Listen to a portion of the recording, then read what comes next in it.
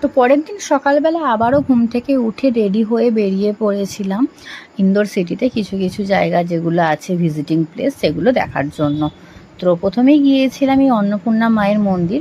এখানের মন্দিরটা কিন্তু বেশ সুন্দর, ভেতরের এই যে পাথরের কারুকার্যগুলো ছিল না, তো এগুলো মানে খুবই সুন্দর। তো ওখান থেকে বেরিয়ে তারপরে আবার গিয়েছিলাম দেব মন্দির। তো এখানে ঠাকুরগুলো একটু অন্যরকম, বেশ ভালোও লাগছিল দেখতে। আর আমরা যেহেতু রাত্রে ট্রেন আছে, তো সেজন্য সকালের টাইমটা ফাঁকাই ছিল, তাই বেরিয়ে পড়েছিলাম আর কি। তো তারপরে গিয়েছিলাম এই বনদেবীর মন্দির। এটা একটা গুহা। তো গুহাটা আসলে সিমেন্টেরই আর কি, মানে বানানো। তো যাই হোক, ভেতরে প্রায় 1 থেকে 1.5 কিলোমিটার হাঁটার পরে তারপরে আমরা অবশেষে ঠাকুরের দর্শন পেয়েছি। আর এই এত সিঁড়ি ওঠানামা করতে করতে তো হাঁপিয়ে গেছি একবারে।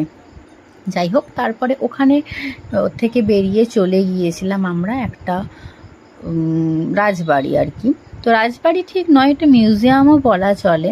তো ওখানে প্রথমে ঢোকার জন্য এন্ট্রি ফিস লেগেছিল আর কি 20 টাকা করে। তো তারপরে ওখানে গিয়েছিলাম। আর এখানে রাজবাড়ির যে আগেকারের যে সমস্ত জিনিসপত্র মূল্যবান সেগুলোকেই আর কি সংরক্ষিত করে রাখা হয়েছে। তো ইন্দোর সিটিটা কিন্তু সত্যিই খুব সুন্দর। তোমরা যদি কখনো আসো তো অবশ্যই জায়গাগুলো একবার হলেও ঘুরে দেখো, খুব ভালো লাগবে।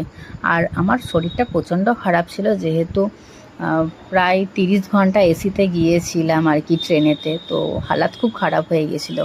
তারপরে এই সূর্য মন্দির গিয়েছিলাম, আর কিছু কিছু জায়গা গিয়েছিলাম যেগুলো ভিডিও করা হয়নি। তারপরে চলে গিয়েছিলাম আমরা খাবার খেতে সেই হোটেলে।